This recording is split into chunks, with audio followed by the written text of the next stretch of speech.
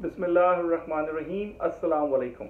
अपने YouTube channel गयान दयान के platform से तलहा अनवर आपको खुशामदीद कहता है और दिल की गहराइयों से सलाम तहसीन पेश करता है। आज हम जिस खास मौजू पे बात करेंगे वो मौजू इस वक्त खासा ज़ेर बहस है और ज़ेर मौजू होने के साथ साथ इस वक्त के नौजवानों बिलखुसूस हमारे मेल्स और फीमेल्स दोनों के लिए बहुत ही गौर तलब और निहायत ही अहम है।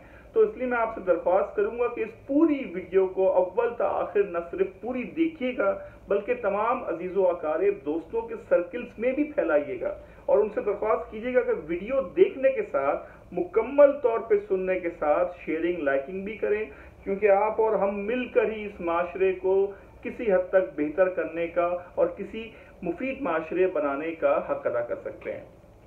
तो सब्सक्रिप्शन की दरख्वास्त के साथ, बेल आइकन की रिक्वेस्ट के साथ मैं आगाज करने लगा हूं उस अहम पहलू का जो कि अब तक कई दोस्तों ने मुझे कहा कि तलहा साहब आप इन बातों को जो आवाम के लिए मुस्तकिल तौर पे करते आ रहे हैं हमारे लिए बहुत यूजफुल साबित हो रही हैं। तो इसी में से एक मौजू आज आपकी खिदमत में मैंने उठाया है और मैं चाहूंगा कि आगाज कर दूं और उस बात के बाकायदा आगाज के साथ मैं ये भी बता दूं कि आज मैं कुछ अहम बातें भी आप लोगों से करूंगा और उन बातों के साथ साथ कुछ अहम फैसले भी मैंने लिए हैं जो कि इस चैनल और इस चैनल्स के साथ वाबस्ता लोगों की भलाई से मुतालिक हैं। आपने नोट किया होगा कि अब में से जब कराची के और इस शहर के रहने वाले जो नौजवान जो कि मुस्तकिल तौर पे इस शहर की इकोनॉमी का एक अहम जुज हैं, अपने तालीमी सिलसिले, अपने ज़रूरी मकासद और अपने माशी मसाइल के हल के लिए जब घर से निकलते हैं तो कमोबेश एक किए जाने वाले सर्वे के मुताबिक 90% से ज़ायद नौजवान तबका मोटरसाइकिल पर सफर करता है और इस मोटरसाइकिल के सफर के दौरान एक लंबी रोदार परेशानियों की नमूदार होती है। मैं सबसे पहले आपको ये बताऊं कि शहर कराची के अंदर कमोबेश चलने वाली मोटरसाइकिलों में से 75% मोटरसाइकिलें 70 यानी कि सीधी 70 पे मुश्तमिल हैं और ये जो 70% की जो रोदाद है ये जिन साहब से मैंने इसकी आदाद-ओ-शुमार ली उनका ये भी कहना था इसमें वो मोटरसाइकिलें भी शामिल हैं जो कि अक्सर नौजवानों को अपने आबा-ओ-अजदाद यानी कि वालिदैन, चचा, मामू वगैरह ताया से मिली हैं। अब जब ये मोटरसाइकिल लेके सड़क पे नौजवान निकलता है तो आपको तो पता ही है कि इस वक्त पेट्रोल की सूरत-ए-हाल क्या है। कमोबेश 230-226 रुपए के लगभग इस वक्त मौजूदा पेट्रोल है और जब पहले हम पेट्रोल के साथ निकला करते थे तो 100 रुपए में अक्सर लड़के या नौजवान कहा करते थे भाई हम पूरे शहर का काम कराए, क्योंकि जब पेट्रोल था सस्ता और ये कोई ज्यादा दूर की बात नहीं कर रहा, आज से समझ लीजिए कि मैक्सिमम 3 इयर्स बैक या 4 साल पुरानी बात कर लें आप, मैक्सिमम बहुत ज्यादा, क्योंकि सारी इन्फ्लेशन गुज़िश्ता दिनों में ही है। तो जब आप इन 226 रुपए पेट्रोल के साथ शहर की सड़कों पे निकलते हैं और जब आपको अचानक से पता लगता है कि जी कुछ टायर बबलिंग कर रहा है या ऐसा फील होने लगता है कि जी एक टायर का हवा कम होने लगी है, तो आहिस्ता आहिस्ता आपको गाड़ी पंचर की जानिब जा रही होती है और बाज़ दफ़ा एक धमाके के साथ भी गाड़ी पंचर हो जाती है। तो जब हम इस बात को रियलाइज कर लेते हैं कि जी गाड़ी पंचर हो गई है तो हम फौरी तौर पे किसी साइडली फुटपाथ या किसी कोने के अंदर देखते हैं कि जी एक छपरा डाल के सरकारी लैंड पे एक गैर कानूनी जगह के ऑक्यूपाई करके वहीं से कुंडा कनेक्शन बिजली और जो छोटी सी इस्त्री इसके जरिए पंचर लगता है, यानी कि मुकम्मल तौर पे गैर कानूनी तामीर शुदा दुकान में आप अपनी 25, 30, 20, 40 हजार रुपए की मोटरसाइकिल लेके चले जाते हैं और पंचर वाले के पास हाथ बांध के खड़े हो जाते हैं, क्योंकि भाई आपने तो नौकरी पे जाना है और नौकरी पे नहीं जाएंगे जनाब, टाइम पे नहीं पहुंचेंगे तो जी लेट हो जाएंगे तो जी आपका मालिक या औजर तनख्वाह काट लेगा, नहीं तो फिर आपकी एक लेट लग जाएगी और अक्सर प्राइवेट नौकरियों में 3 लेट के बाद एक जो है तनख्वाह गायब हो जाती है। तो बहरहाल आप जब पहुंचते हैं तो आप क्या देखते हैं कि जी और भी साइकिल सवार अपनी अपनी मोटरसाइकिल लेके, कोई बेचारा हेलमेट लेके, कोई सुबह अपने बच्चों को और वाइफ को लेके जा रहा है, खड़ा हुआ है और उस वक्त आपकी सिचुएशन ऐसी होती है कि किसी भी आप हाल में जो है वो इससे बाहर नहीं आ सकते। बहरहाल जब आपकी बारी आती है तो जब आपका ट्यूब निकलती है और जब पंचर लगने का मरहला आता है तो पंचर वाला कहता है जनाब आपका तो टायर का पंचर बहुत ही गहरा है और ये तो जोड़ का पंचर है, इस पे तो डबल वो लगेगा, इसका तो सॉल्यूशन ज्यादा है, इस पे तो पंचर लग नहीं सकता। यानी कि उसका अंदाज कुछ ऐसा होता है कि वो मैक्सिमम तौर पे आपकी जेब से रुपए उठे। और जब हम इस वक्त अपने आप को देखते हैं कि भाई दफ्तर जाने की जल्दी है या काम पे पहुंचना है या इंस्टीट्यूट जाना है, तो अक्सर लोग जो बेचारे अफोर्ड कर सकते होते हैं वो तो कहते हैं भाई नई ट्यूब डाल दे। अब जो बेचारा वैसे ही डिप्राइव्ड है, वैसे ही जिसके माली हालात निहायत मुश्किल में है, वो तो कहेगा भाई उस वक्त मेरा पंचर लगा दे, लेकिन कोशिश दुकानदार ये कर रहा होता है कि जी ये ज्यादा से ज्यादा उसकी फॉल्ट निकाले। यानी कि वो एक पंचर जो इस वक्त कम से कम 120 रुपए का लग रहा है और जिसके लिए आपको 1 घंटे बाद बारी भी आ रही है और साथ ही साथ फिर आपको 1000 झंझट बता के कि भाई इसमें ऊपर से एक पट्टी भी लगेगी, फिर इसका टायर भी आपका पुराना हो रहा है, इसमें भी एक टुकड़ा लगाऊंगा, तो वो टोटल आपसे कोशिश करके 400 से 500 रुपए खींच लेता है और वही आपका टायर जो है वही ट्यूब दोबारा डाल दी जाती है। और अगर आप अक्सर ये भी उनसे कहें कि भाई नई ट्यूब कितने की, तो वो कहता है भाई डलवाने के साथ 600 रुपए की। तो ये एक ऐसी तल्ख हकीकत है जिससे कमोबेश किसी ना किसी शख्स को डेली बुनियादों पे राब्ता या पाला पड़ता है। और ये मैं किसी आम इलाके की बात नहीं कर रहा हूँ, ये जो हमारे रोजमर्रा के नाजमाबाद, लियाकताबाद, लालू खेत, जो आसपास के इलाके, गुलशन इकबाल, लांडी, मलीर, ये जो शाह फैसल करीब करीब के इलाके, यहाँ एक मामूल है। अच्छा, मेरा सवाल ये है इस मौके पे कि जनाब आपकी जेब से 300-400 रुपए निकालने वाला वो शख्स क्या आपसे जो पैसा ले रहा है, क्या उस लिए जाने वाले पैसे का एक भी रुपया वो हुकूमत वक्त या रियासत पाकिस्तान या शहर की इंतजामिया को दे रहा है? क्या वो जगह जिस पर वो बैठा है वो कानूनी है? क्या उसकी कोई ऑथेंटिसिटी है कि वो शख्स एक जायज जगह पे बैठ के कारोबार कर रहा है? हरगिज नहीं। आई चैलेंज यू ऑल, कोई एक शख्स भी मुझे एक पंक्चर की लीगल दुकान शहर में साबित कर दे। सारी दुकानें किसी ना किसी दरख्त के नीचे, किसी ना किसी फुटपाथ की आड़ लेके, किसी ना किसी दुकान के सामने, यानी कि हर स्ट्रक्चर गैर कानूनी है। और इस गैर कानूनी दुकान को आप अपना कानूनी हक हलाल पैसा जो कि आपने अपने खून पसीने की कमाई से कमाया है दे के आंसुओं के साथ लौटते हैं, लेकिन आप उस वक्त कुछ भी करने की पोजीशन में नहीं होते। तो मेरा और आपका तकाजा ये होना चाहिए कि इन पंक्चर वालों को जो कि हमारी जेब से रोजाना के बुनियाद पे हमारा खून पसीना निचोड़ के हक हलाल का पैसा निकाल के अपनी जेबों में भर रहे हैं और जिसको वो सरकार की मद में भी अदा नहीं करते, ना इस शहर की डेवलपमेंट पे लगाते हैं, उनको दायरा कानून में लाया जाए। और सबसे पहले उनसे इस बात की जवाब तलबी हो कि इस जगह पे किसकी इजाजत से बैठे, और उनसे ये सवाल किया जाए कि आपने इस जगह से जो कमाया वो सरकार को कितना दिया। और सबसे अहम बात जो हमें और आपको करनी चाहिए वो ये कि वो किस बुनियाद पे पंचर के रेट तय कर रहे हैं। अगर पंचर एक कमोडिटी है, एक यूजेज है, एक कंजम्पशन है, तो फिर उसका एक प्रॉपर ऑडिट भी होना चाहिए, यानी कि रोजाना वो कितने पंचर लगाता है, कितनी नई ट्यूबें डालता है, और उसके साथ साथ वो अपनी कमाई को कितना टैक्स की सूरत में हुकूमत को दे रहा है।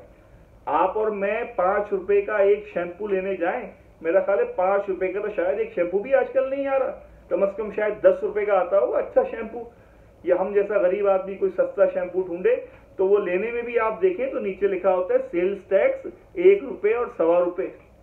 तो एक रुपए की चीज पे भी हम सेल्स टैक्स दे रहे हैं, तो वो शख्स जो कि इस शहर में बैठ के लाखों रुपया महाना कमा रहा है, इस हुकूमत को, इस सरकार को क्या दे रहा है? और वो दे भी रहा है कि नहीं, इस बात से कतई नजर वो आपसे ले किस हक से रहा है। उसको बिठाने वालों से सवाल है कि जनाब उनको आपने किस ताकत और किस इख्तियार से यहां बिठा दिया। और हम सबसे बड़े बेवकूफ के उनको रोजाना बुनियादों पे पैसा दे के आ रहे हैं। ये मौजू मैंने आपकी खिदमत में आज इसलिए पेश किया है कि मुझे अपने कई दोस्तों से, जिसका मैं खुद भी एक हिस्सा हूं, इस बात पे कहा गया कि इस पे बात करें, क्योंकि मेरी आवाज शायद आपके दिलों की आवाज बनती जा रही है और आपकी तजावीज और आरा मुझे रोज नए जावियों से सोचना सिखा रही है। तो इस पैगाम को जरूर फैलाइए, बात को आगे लेके जाइए और इस पैगाम को उन सुनने वालों तक भी पहुंचाइए कि जो इस बात को नहीं सुन पा रहे, और अपनी बात को फैलाने के लिए अपने तमाम ग्रुप्स, अपने तमाम प्लेटफॉर्म्स पे मैक्सिमम शेयर करें, क्योंकि आपकी बात और मेरी बात दरअसल हम सब की बात है। अब हम दूसरी बात आज की करने लगे हैं जो कि इस वक्त खास है और जिसके लिए मुझे खास दोस्तों ने कहा है। अक्सर लोगों ने मुझे ये कहा कि सर तला, आप जो हमसे इस वक्त बात कर रहे हो उस बात में सच्चाई है, खराई है और पुख्तगी है, मगर तला आप अकेले क्या कर लोगे? आपके अंदर का पैशन देख के हमें ऐसा लगता है कि आप शायद कई सालों से इस मौजू पे लिखते रहें, सोचते रहें, बात करते रहें, लेकिन अब आपकी बात को काफी लोग, मेरा ख्याल है कि आगे लेके जाने का जरिया बनने के साथ साथ फैलाने भी का भी एक वसीला साबित हो रहे हैं। तो मैंने उनको कहा कि जनाब, जब ये बात मैं करता हूं ना, तो दरअसल ये मेरी अपनी बात होती है, ये आपकी बात और मेरी बात, हम सब मिलके एक बात को तरवीज दे सकते हैं, परवान चढ़ा सकते हैं, मगर उसके लिए हमको एक होना पड़ेगा, एक तरह सोचना पड़ेगा, और ये सोच और ये एक होना ही दरअसल हमारे पूरे माशरे को बेहतर करेगा। हम इंटरटेनमेंट वीडियोस देखते हैं, सॉन्ग सुनते हैं, काफी और जराए से इंजॉयमेंट करते हैं, मगर जनाब जो बात एक आम इंसान की बात है उसको प्रोपेगेट करने में हमें क्या खर्च हो रहा है? सिर्फ एक सब्सक्रिप्शन, एक लाइक, एक शेयरिंग इस बात को इतना आगे पहुंचा सकता है कि शायद कि इसका कोई सदका जारिया आपको और हम सब के आने वालों को, नस्लों को मिल सके। तो अब हम दोबारा से अपनी जो हमारी पुरानी काविश और जो कि इस वक्त मकबूल आम होने वाला हमारा सिलसिला है ईमेल्स का, तो उसको हम दोबारा शुरू कर रहे हैं। और आज कुछ ज्यादा ईमेल्स हैं हमारे पास, और मैं आप सबका बहुत शुक्रगुजार हूं कि आप लोग अपनी बातों से मुझे नवाज रहे हैं और ईमेल्स भी दे रहे हैं। लेकिन मैं ज्यादा ईमेल्स को अपने प्रोग्राम में शामिल नहीं कर सकता, क्योंकि मुझे डेली बेसिस पे बहुत सारी और भी सरगर्मियां सरंजाम देनी होती हैं इस रोजे माश को बरकरार रखने के लिए। मैं एक आम शहरी हूँ, एक आम पाकिस्तानी हूँ, और यही मेरी आवाज आपकी आवाज है। तो बहरहाल जितनी भी आज मुझे मौका मिला मैं ईमेल्स की कोशिश करूंगा। सबसे पहले जो मैं बात करूंगा वो मुझे मिस अस्मा ने एक ईमेल की है, और इनका ताल्लुक जो है चेकअप लाइन से है। इनका कहना है, सर तला अस्सलाम वालेकुम, कैसे हैं आप? बिल्कुल ठीक हूं मैं, आप ठीक हैं? इन्होंने कहा, सर तला, I am learning a profession in which I am dealing very of the people on daily basis, and इनका ये भी कहना है कि ये इस प्रोफेशन से मुतालिक है जहाँ पे इनको पब्लिक डीलिंग के साथ साथ मुख्तलिफ लोगों के रवैयों से पाला पड़ता है। मैं इन रवैयों को देखते देखते ये सीखी हूँ कि इंसान को अपनी आंख के अंदर शर्म और हया का पर्दा रखना चाहिए, मगर शायद मैं एक औरत होने के नाते इस बात को महसूस करती हूँ कि मुझे लोग उस निगाह से नहीं देखते, शायद अपनी माँ और बहन को देखते हूँ। क्या आप कुछ रहनुमाई करेंगे? थैंक यू अस्मा। सबसे पहले बहुत शुक्रिया, आप हमारी एक वैल्यूड सब्सक्राइबर हैं और आप अपनी बातों से हमें गालबन पहले भी नवाज चुकी हैं, लेकिन आपकी ईमेल को मैं आज पहली दफ़ा हिस्सा बना रहा हूँ। अस्मा, मैं आपकी बात को मुख्तसरन समझ गया, और क्योंकि वक्त की कमी होती है इस वजह से मैं आपकी पूरी बात को शायद शामिल गुफ्तगू ना करूँ, लेकिन आपकी बात का मैं जवाब जरूर दूंगा। आप एक शोबे से ताल्लुक़ रखती हैं जो कि पब्लिक डीलिंग से मुताल्लिक है, और गालबन रिसेप्शनिस्ट के तौर पर शायद आपकी जिम्मेदारियां हैं। आपने सवाल किया कि लोगों की आंखों से आपको अक्सर तकलीफ होती है, तो अस्मा, ये आंखें ही तो हैं कि जिनमें सारी कायनात बसी है। ये आंखें ही तो हैं कि जो इंसान को सच और बुरे की तमीज से बाला कर देती हैं। आप अपनी आंख की शर्म को किसी आंख की ज्यादती के साथ नथी ना करना ही इंसानियत है। और मैं समझता हूँ अस्मा, आप जिस तकलीफ का शिकार हैं, मेरे माशरे की बेशुमार लड़कियां इस मसले का शिकार हैं। मैं एक बड़ी अच्छी बात आपको बताऊं, मेरी एक बड़ी अच्छी कलीग थी और बड़ा उनसे मेरी कह लीजिए कि डिस्कशन हुआ करती थी। जब वो मेरे से मिलने कभी कभी आती थी तो कहती थी, तला तुमसे मुलाकात के लिए जो मुझे पापड़ बेलने पड़ते हैं तो मैं ये आपको बता नहीं सकती। मैंने कहा मैं समझा नहीं इस बात को। तो उन्होंने कहा, तला जब मैं आपके इलाके में दाखिल होती हूँ तो वो जो महल्ले के बाश उबाश बैठे होते हैं और जब रस्तों से गुजर के आती है तो उनकी निगाहें मुझे ऐसे देख रही होती है कि मुझे अपने आप से शर्म आने लगती है। मैंने कहा आप शर्माए नहीं करें, आप अपना एतमाद बढ़ा लिया करें और उनकी निगाहों को इग्नोर कर दिया करें। आपको उनकी बातों से परेशान होने की जरूरत नहीं है, आपको अपने एतमाद से उनको हराना है। और यही मशवरा अस्मा मैं आपको दूंगा कि आप पहली बात तो ये कि अपने आप को एतमाद में लाएं, उनकी बातों से घबराएं नहीं। और पब्लिक डीलिंग के तौर पे काम करने वाले शख्स तो भाई बड़े बाएतमाद, बड़े बाहिम्मत होते हैं। उनका तो एतमाद ही मैं समझता हूँ कि आसमान की बुलंदी को छूता है। तो घबराइए मत, ये तो आएंगे और जाएंगे। आपने अपने रास्ते पर रहना है और रहते रहिएगा, कोई डरिएगा नहीं। दूसरा सवाल मुझे एक बुजुर्गवार जनाब सैयद नईम साहब ने भेजा है और इनका ताल्लुक जो है आगरा ताज से है। Agra Taj, if I am not wrong, it's मेरा ख्याल ओल्ड सिटी एरिया में हमारे दोस्त मौजूद हैं। बहुत अच्छा लगा मुझे कि जनाब वहाँ तक मेरी आवाज़ जा रही है। ओल्ड सिटी एरिया की तारीख मैं आपको थोड़ी बता दूँ। कायदे आज़म Mohammad Ali Jinnah was born in Karachi और ओल्ड सिटी एरिया को ये एजाज़ हासिल है कि कायदे आज़म मोहम्मद अली जिन्ना का वहाँ से ताल्लुक है, बानी पाकिस्तान का। 12 तो हम बात ये कर रहे थे कि इन्होंने मुझे कहा है कि Talha, I am retired person और मेरी जो मसरूफियात हैं वो दरअसल अपने घरों पे रहना, अपने बीवी बच्चों के साथ अपने पोतों पोतियों नवासियों को देखना और उनका ख्याल रखना। मगर मुझे कभी कभी ये लगता है कि शायद ये मुझे इग्नोर करते हैं और मैं इनके मामलात में मदाखलत करता हूँ। तुम मुझे बताओ बेटा कि क्या मुझे अपना तर्ज़ अमल दुरुस्त कर लेना चाहिए या इस दुनिया से चले जाने की दुआ करनी चाहिए? नईम साहब क्या कह रहे हैं जनाब?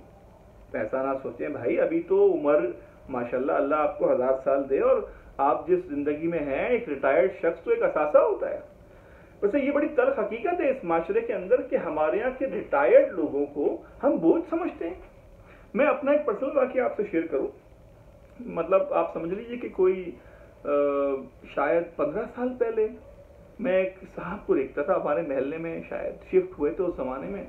और जब मैं ऐसे ही वॉक करने निकला था तो वो कभी कभी मुझे ना बुला लिया करते थे। अच्छा, मेरी शुरू से आदत ये रही कि मैं ह्यूमन लवर रहा हूँ, ह्यूमन बीइंग फ्रेंडली रहा हूँ, तो मैं उनके पास चले जाया करता था। और हमेशा से मेरा ये तर्ज अमल रहा है कि मैंने बड़ों से ज़्यादा बच्चों से बात करके सीखा है, क्योंकि बड़ों की बातों में जो सच्चाई और तजुर्बा होता है ना, वही सच्चाई और तजुर्बा बच्चों की बातों में होता है। लेकिन शायद वो वक्त के साथ निखरने का कुछ एक टाइम होता है जो वक्त के साथ बेहतर होता है। खैर बहरहाल, मैं उन साहब के पास गया, मैंने कहा जी अंकल अस्सलाम वालेकुम, कैसे हैं? मैं अपना नाम बताया और तो उन्होंने मुझसे कहा कि आप जल्दी ना करें, आप खड़े रहें। मैं खड़ा रहा भाई, क्योंकि मेरी तरबियत तो मेरे वालिदैन ने ऐसी की है और मुझे अपने बड़ों से यही सीखने को मिला है कि बड़ों की, बुजुर्गों की इज्जत करो और उनके साथ बात करो। बहरहाल मैं खड़ा हो गया, उनसे बात करते करते मैंने नोट किया कि वो घुमा फिरा के मुझसे जो है ना कोई ऐसी बात कर रहे हैं जो कि उनकी ज़ात से मुताल्लिक है और वो अपनी कोई माजी की बातें मुझसे शेयरिंग कर रहे हैं। तो मैं खड़ा रहा। अच्छा, मुझे पता भी नहीं लगा कि बातों ही बातों में मुझे 20-25 मिनट गुजर गया। अच्छा, पीछे से मेरी वालदा ने मुझे शायद आवाज़ देना शुरू की और मैंने उनको इशारा किया, मैं अम्मी अभी आता हूँ। तो खैर बातें करते करते मुझे अंदाज़ा हो गया कि ही इज़ मतलब लैकिंग समथिंग ना, किसी चीज़ की इनको ज़रूरत है। मैंने अंकल से कहा, मैंने कहा अंकल आप नए आए हैं और पहला बड़ा हमारा रौनक वाला है, यहाँ आपका दिल लगेगा, मुझे बताएं मैं क्या खिदमत कर सकता हूँ। उन्होंने पता है मुझे क्या कहा? He just said to me कि बेटा बस शाम में ऐसे ही आ जाए करो मेरे पास। यानी कि वो शख्स सिर्फ और सिर्फ बातों का तालिब था और उसको कोई बात करने वाला चाहिए था। मगर हमारी तल्ख हकीकत ये है कि हमें कोई बूढ़ा शख्स अपनी बातों के लिए ही बुलाना चाहे तो हमें लगता है कि यार ये क्या बकवास कर रहा है भाई, why should I waste my time? मैं उठूं और जाके कोई हल्ला बुला क्यों ना करूं यार? भाई बात ये है, ये वक्त कभी हम पे भी आएगा और अल्लाह इनको जिंदगी दे, इनके तजुर्बों से हमें कहीं कुछ सीखने को मिलता है। मैं अपनी शरीक हयात को अक्सर कहता हूं कि देखो कि जो आजकल तरीक़ेकार चल चला है ना कि जरा सी बात पे जी डॉक्टर से दवा ले ली, इससे कहीं बेहतर है कि अपने बड़ों से हम सीख लें कि भाई फला टोटके से फला रेमेडी को हम, माफी चाहता हूँ थोड़ा सा हमारा अक्सर कैमरा हिल जाता है, इसको माइंड कीजिए। तो मैं आपको बता ही रहा था कि हमारी जो शरीक हयात है वो अक्सर कहती हैं कि भाई फला चीज़ को मुझे पूछना है, तो मैं कहता हूँ भाई अपने बड़ों से पूछ लो, अपनी वालदा से, मेरी वालदा से पूछ लो, क्योंकि हमें बेहतर रहनुमाई उनसे मिल जाती है कई दुनियावी मामलात में, जो कि दवाओं से कहीं बेहतर होता है। अक्सर घरेलू टोटके जब बच्चे बीमार हो जाते हैं तो उनको सेहत देने के लिए बहुत काम आते हैं। तो मुझे बड़ी खुशी हुई आपकी बात सुन के। तो मैं आपको ये कहूँगा, मायूस हरगिज़ ना हो, अपने आप को स्ट्रॉन्ग करें, अपने बच्चों से बात करें, अपने पोतियों से बात करें। और अगर आपको अपनी कदर व मंजिलत में कमी महसूस हो तो इसको अपनी कदर मंजिलत में कमी ना समझिएगा, उसको उनकी बदनसीबी समझिएगा जो आपकी कदर नहीं कर रहे, क्योंकि आप तो एक सरमाया हयात हैं, आप तो एक पूरा गंजीना असरार हैं। क्योंकि आपकी जिंदगी से ना सिर्फ बच्चे सीखेंगे जनाब, ये हम सारे भी आपसे ही सीखेंगे इंसान। बल्कि मैं तो चाहूंगा अगले सेशन में आपको साथ शामिल कर लूं कि आपके सिर्फ ज्ञान से हमारा ज्ञान कुछ सीख सके। क्या ख्याल है सब्सक्राइबर? इस पे मुझे कुछ अपनी बात से आरा कीजिएगा ताकि हम इनसे भी ये बात लेके मजीद आगे पहुंचा सकें। आज की तीसरी और लास्ट ईमेल जो मैं शामिल करूंगा, और वक्त की क्योंकि आपको पता है थोड़ी सी किल्लत की रहा करती है, लेकिन मुझे अक्सर लोग कह रहे हैं कि भाई तलहा आप जरा हमारे से बात गुफ्तगू जो कर रहे हो इसका ड्यूरेशन बढ़ाओ, तो मैं कोशिश करूंगा कि इसको मजीद तवाला दूं। लेकिन जैसा कि मैंने अर्ज किया कि एक आम इंसान हूं भाई, और आप लोगों के ताउन से कोशिश करता हूँ चीज़ें शेयर करने की, तो मैं इंशाल्लाह बिल्कुल कोशिश में हूँ कि इसको मजीद तरवीज दूँ और वक्त के साथ साथ कुछ अपनी बातों में भी मजीद बेहतरी लाऊं ताकि आप लोगों की इंटरटेनमेंट तो खैर एक अलग चैप्टर है, कुछ नॉलेज में भी इजाफा हो। ये मुझे ईमेल एक और फिर खातून की है, and she is requested to not to disclose her name, तो मैं नहीं बताऊंगा।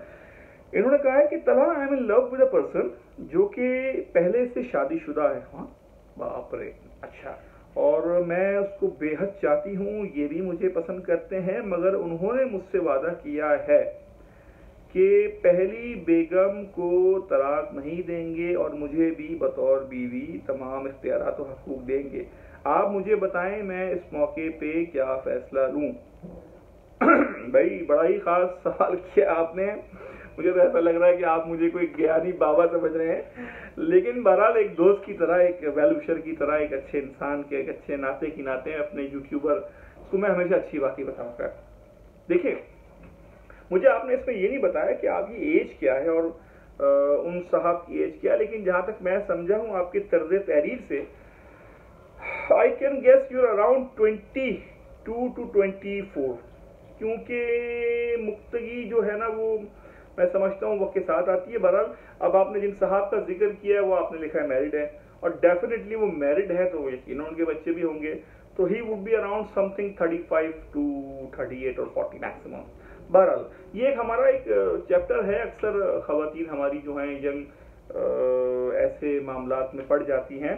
अब देखिए, आपका सवाल ये कि मैं उन साहब से प्यार करती हूँ, वो भी मुझसे प्यार करते हैं, और वो मुझे कहते हैं कि मैं आपसे शादी भी करूंगा और शादी के साथ साथ आपके हकूक भी दूंगा और पहली वाली बेगम को भी रखूंगा। कोई बुराई नहीं है इसमें, इसमें कोई दो राय नहीं है कि निकाह सुन्नत अंबिया है और मुतादिद निकाह सुन्नत सहाबा है। मगर बात यह है कि आप जिन साहब से प्यार कर रही हैं वो ऑलरेडी शादीशुदा है, और आपने ये बात भी कह दी कि वो भी आपसे प्यार करते हैं, तो उस प्यार के सिलसिले को अपने पेरेंट्स और अपने बड़ों तक लेके जाएं। क्योंकि देखिए, आपका प्यार सलामत रहे सदा, इसकी बरकतें, इसकी रहमतें आपको मिलें, लेकिन कोई फैसला भी इंफरादी तौर पे ना कीजिएगा। मेरा ये एडवाइस है आपको, एक अच्छे दोस्त होने के नाते मैं आपको ये कहना चाहता हूं कि उन साहब की मोहब्बत पे आंख बंद करके यकीन न कीजिएगा।